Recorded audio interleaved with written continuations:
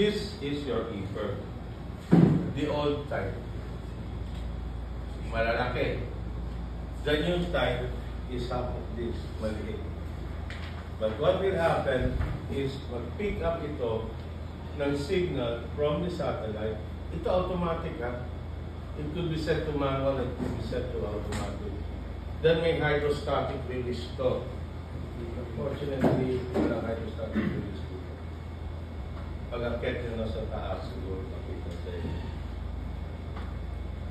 Pag nakaset sa automatic, nakakabit pa to sa railings ng barko. So bridge wing is normally ang location ito. It's port and starboard. Dati isa lang ang requirement. Then they made it 2. Then they made it 4. So ngayon, 4 yan. 2 sa port, 2 sa starboard wing. The reason is, real time, makareceive ko ng signal from the satellite, GPS. Then from the E-curve unit, going to the COSPAS SARSAT, which is for rescue. Then from the COSPAS SARSAT, down to the Rescue Coordinating Center or the Mobile Maritime Coordinating Center.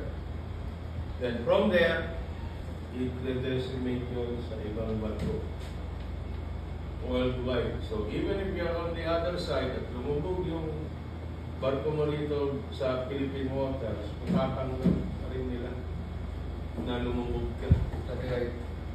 Via satellite. So ang rescue time ngayon, hindi na ganun katagal.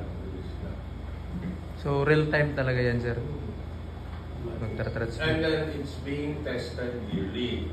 Binababa sa engine, tinatanggal yung antena, tinakabit sa laptop, then titingnan, babasahin kung ano yung mga data nilalabas and if it's working.